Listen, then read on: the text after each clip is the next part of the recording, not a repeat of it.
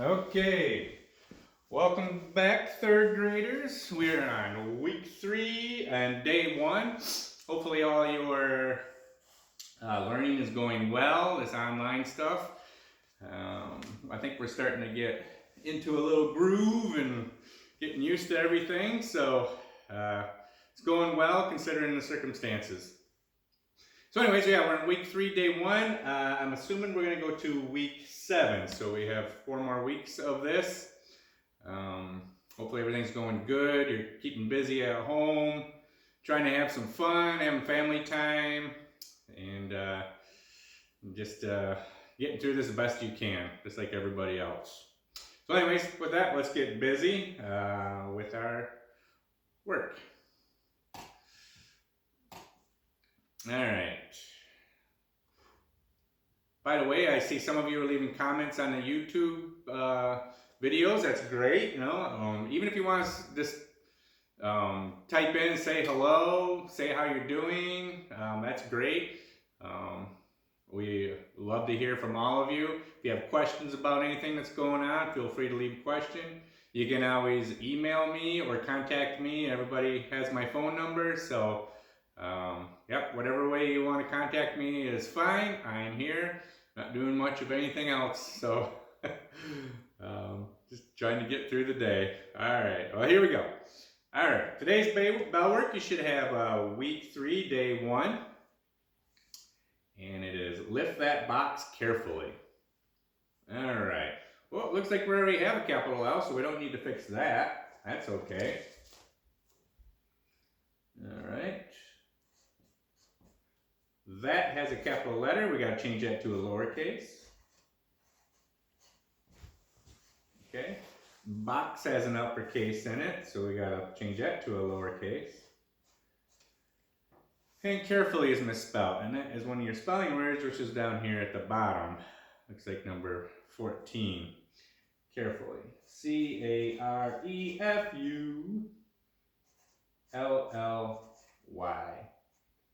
And I might say that with great excitement because there might be something valuable in it. So I'm going to put an exclamation point at the end of it. Lift that carefully. Okay. Maybe you put a period. That's fine too. All right. Here we go. Cursive. L. Those L's are a little goofy. Never really was good at those.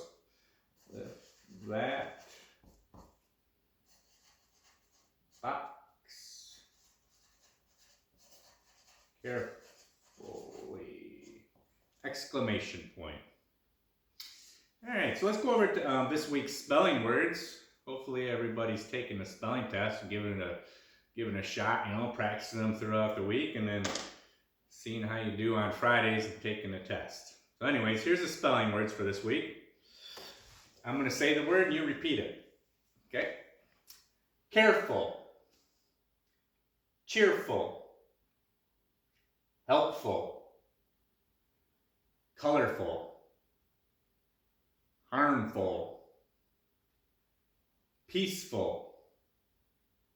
Pitiful. Painless. Priceless. Helpless. Sleepless. Rainless. Helplessly. Carefully. And the last one, peacefully. Okay? So all these have suffixes on the end of it. Remember, a prefix comes in the beginning of a word to change the meaning. Pre meaning before, like a preview. And a suffix comes at the end of a word to change the meaning. So our suffixes, so hard for me to say, is the FULs, the LESs, the LYs. So all these have suffixes on the end of them. And that's how you change the meaning of the word, by adding a suffix on the end. All right. Make sure you're writing your spelling words every day. Careful of the floating letters and the sinking letters. Okay? And all your tail letters, the P's, the Q's, the Y's, the G's, the J's. I'm sure there's some other ones. All right. Let's go on to the math. All right. 800 plus 328. 0 plus 8 is 8, 0 plus 2 is 2, and 8 plus 3 is 11. We have 4 numbers there, so we have to put a little doody there, right there, and it goes 3 numbers from the left going to the right, and that's where you put that. All right, 756 plus 328. 6 plus 8 is 14, carry the 1. 1 plus 5 is 6, plus 2 is 8, and 7 plus 3 is 10. Oof. All right, 800 minus 328.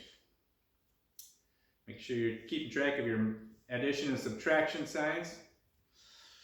All right, 0 minus 8, we can't do it. If you put an 8 here, that means you went bottom up. We don't do that. We gotta go top down. If you can't go top down, you gotta borrow. So we gotta go way over to 8. 10 minus 8 is 2, 9 minus 2 is 7, and 7 minus 3 is 4. 472. All right, 756 minus 328. 6 minus 8, can't do it, grab out from the 5, 5 becomes 4, 6 becomes 16, 16 minus 8 is 8, 4 minus 2 is 2, and 7 minus 3 is 4, 428. 18 times 9. See, we're getting some big double-digit multiplication here. We didn't have that when we were still in school, so this is getting pretty hard, so make sure you're practicing at home and trying. You have 2 methods that I'm showing you. I'm showing you the old school way that your parents know, and I'm showing you the new school way, which is the Common Core method. So, all right, here we go. 18 times 9. Let's go old school first. 9 times 8 is 72. Carry the 7. 1 times 9 is 9, and then you add the 7. 9 plus 7 is 16. 162. New school. All right, we're going to multiply the tens. Well, 9 times 10 is 90. And 9 times 8 is 72. Add the 2 of them together, and we get 162. And our 2 methods answers match up. And they should, okay? All right. Just because the methods are different doesn't mean that the answers are going to be different. Okay? Answers will always be the same. All right. 32 times 4, old school. 2 times 4 is 8. 3 times 4 is 12. 128. Didn't have to carry on that one. All right. 4 times 30 is 120. And 2 times 4 is 8. 0 plus 8 is 8. 2 and 1. 128. And our 2 answers match up. 47 times 3. 7 times 3 is 21. Carry the 2. 3 times 4 is 12. Plus 2 is 14. I kind of like doing the 2 methods because if both my answers match up, then I know that I did it right. It'd be kind of hard to mess up twice or even once and get the same answer. So, and it's a good way to make sure you're doing it right. Just do both methods. But if you don't want to, you don't have to. Pick a method and go with that. But right now, I would like you trying both methods. All right, 3 times 40 is 120. 7 times 3 is 21. 1, 4, 1, and both answers match up. 50 times 9. 0 times 9 is 0. 9 times 5 is 45. Now, usually when you have a tens with a 0 on it of it, you can probably just multiply the tens and be done with it, right? So 9 times 50 is 450. And then our ones is obviously going to be a 0. 450 plus 0 is 450. So 32 times 8. 2 times 8, 16. Carry the 1. 8 times 3 is 24. 24 plus 1 is 25. Big number. 8 times 30 is 240. Okay. And then 2 times 8 is 16. 6, 5, 256, and they match up. Okay. 18 divided by 2. 18 divided by 2. Well, count by 2 so you get 18, and it's 9. Double check your work. 9 times 2 is 18. 32 divided by 8 is 4. 4 times 8 is 32. 49 divided by 7 is 7. 7 times 7 is 49. 50 divided by 5 is 10. 10 times 5 is 50. 14 divided by 2 is 7. 7 times 2 is 14. Remember, you need to have these done before we go over to bell work. Otherwise, you're just writing down the answers that I give you, and that's not really learning. So make sure you have this done before we even start. All right. 0/5 equals how many tens? Well, whenever you have a 0 in the numerator or denominator area, that answer is going to be 0. So how do we make this side 0 with a 10 in the denominator spot? We just put a 0 in it. Okay? All right. 2/2 equals what over 4? Well, 2/2 is the whole thing, right? 2 pieces of 2. If I use both 2 of my fingers, 2 of the 2, I've used the whole thing, right? Well, how can we do that if there's a pi cut into 4? So this would be a pi cut into 2. Oh, froze up. Silly Elmo. All right, there we go. So if we have a pi, this represents 2 out of 2. Well, if we eat 2 out of 2, we just ate 2 of the 2 pieces, right? We ate the whole thing. Same thing applies to a pie of the same size, but this pie, maybe we have 4 friends over instead of just 2 of you, and you want to cut that pie into 4 pieces. Remember, this pie is the same size as that pie. Well, if we want to eat the whole thing, how many pieces do we need to eat out of the 4? Well, we need to eat all 4. So 2/2 is 1 whole, 4/4 is 1 whole. If you want to do it the other method, how do you get from 2 to 4? You got to multiply by 2. So whatever you do at the bottom, you have to do at the top, vice versa. So this would be 2 times 2 equals 4. So answer is 4/4. All right, that's today's bell work. Moving on. We're going to move on to our math instruction. Ooh, we're into skip counting. Make sure you're on the sheet that says week 3, and this is skip counting. Okay? And remember, there's 2 sides to this, so make sure you do 2 sides. Looks like we have a total of 14 questions. That'll keep you busy. All right, here we go. Complete the sequence. So remember, when you're looking for, you have to first find a pattern, and then you can complete the sentence from there.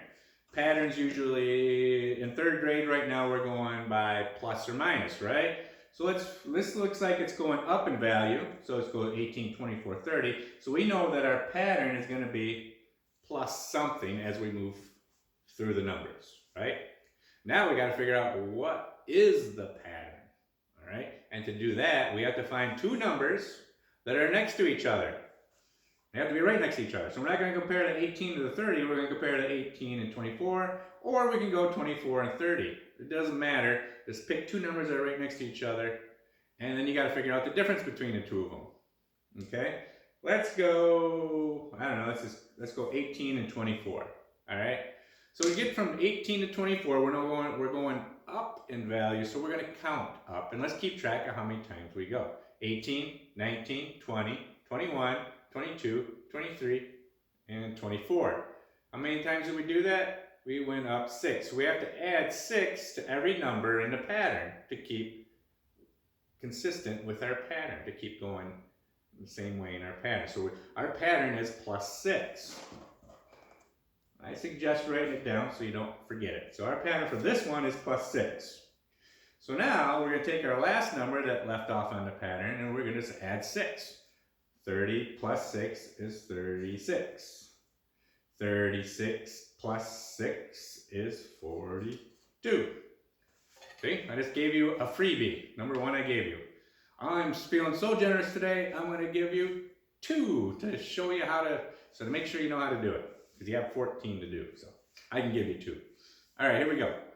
So, complete the sequence. It looks like it's going 26, 30, 34, so it's going up in value, so our pattern is going to be plus something. Okay, and I'm going to pick 30 and 34.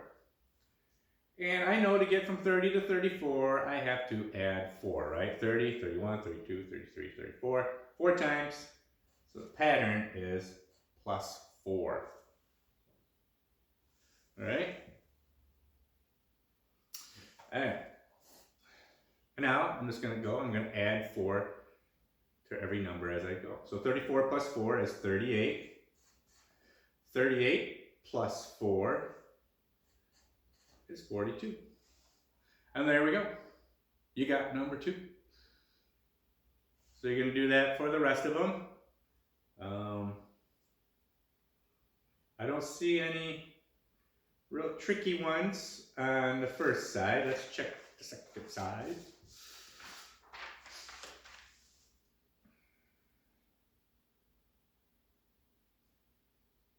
Doesn't look like there's any tricky ones on the second side either. I'm feeling so generous today. I'm going to give you another hint.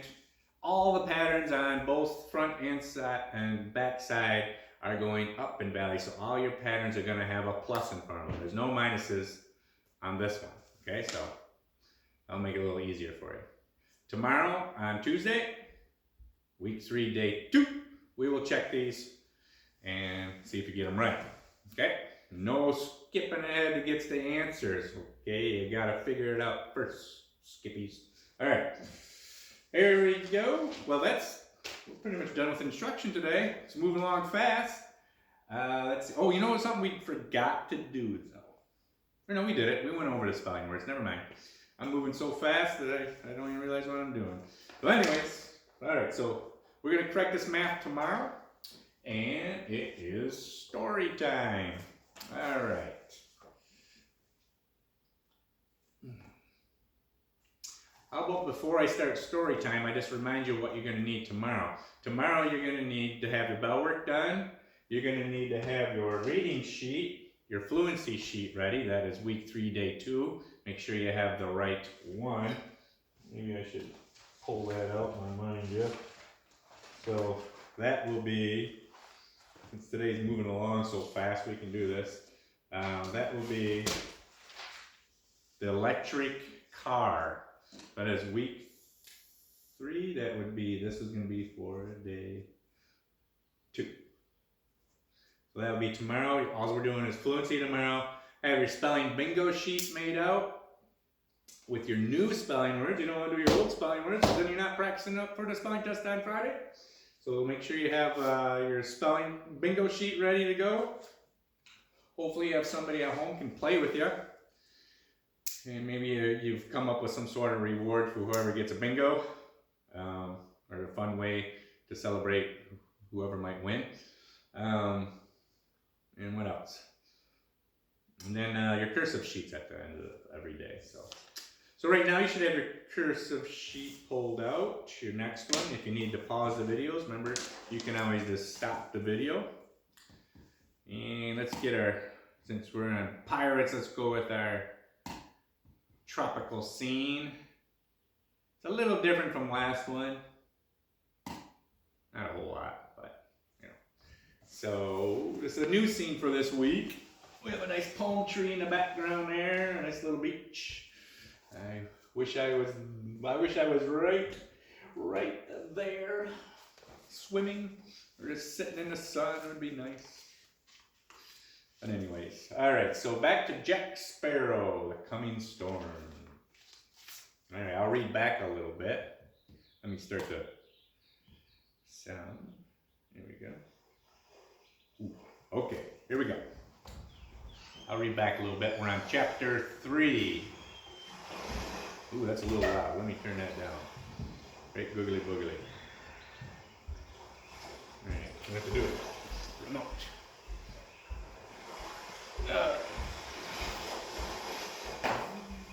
What's up?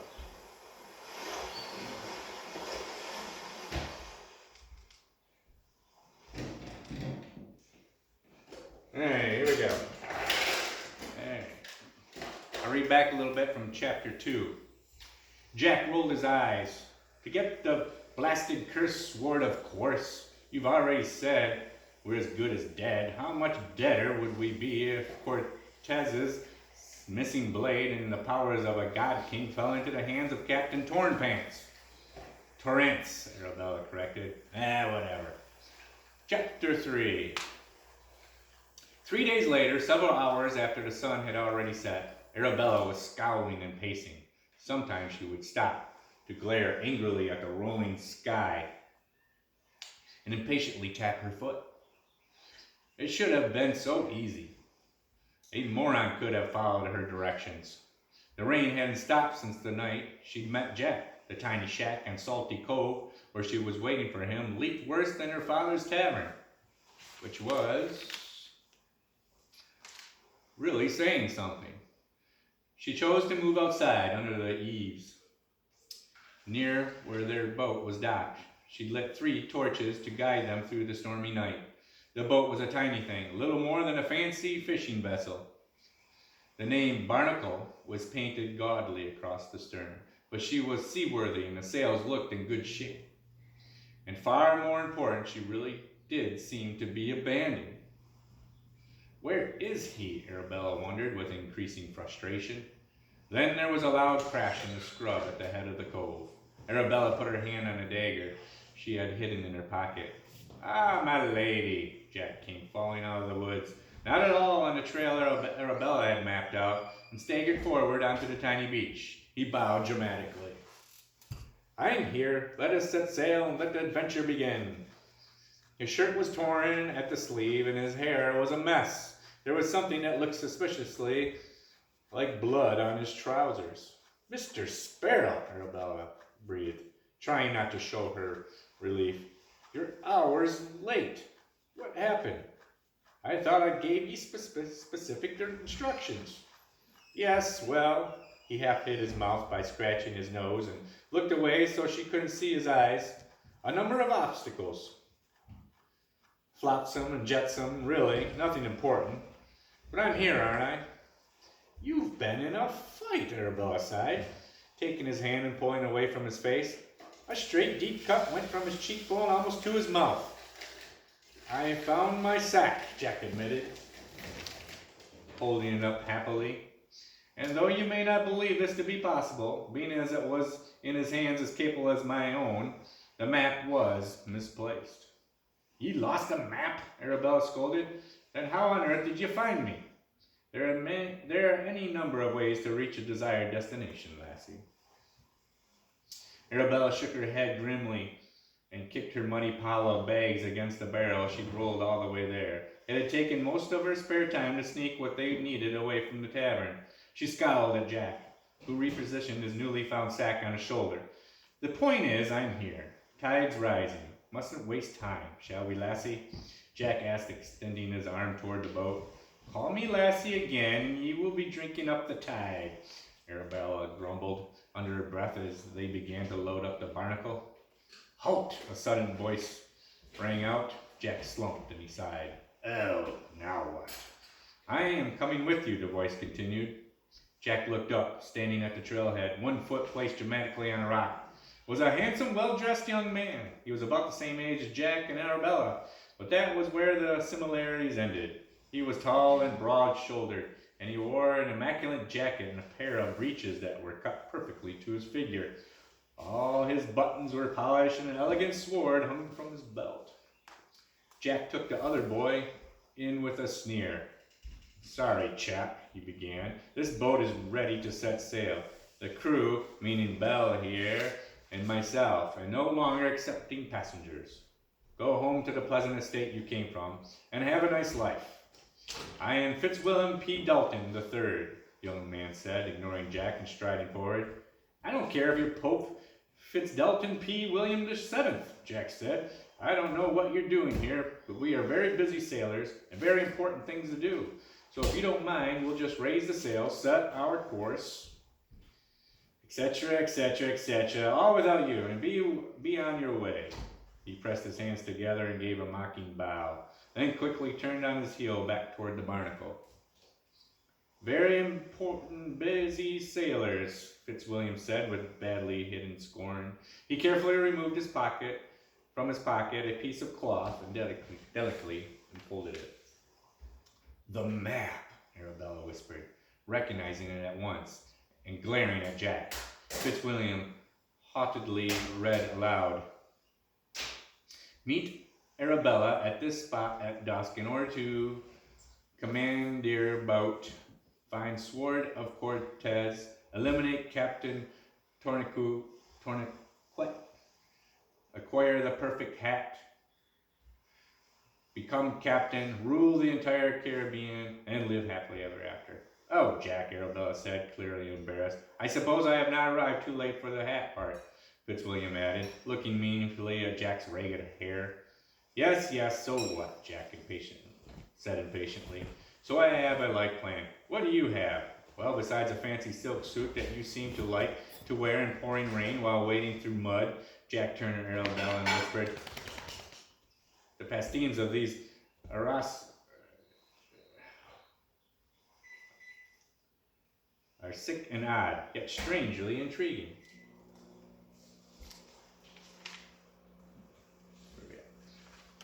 Alright, I think we'll stop there.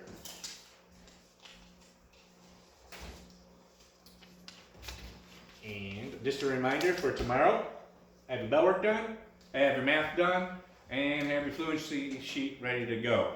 Okay? The one that says the electric car. And I will see you tomorrow. Good work. And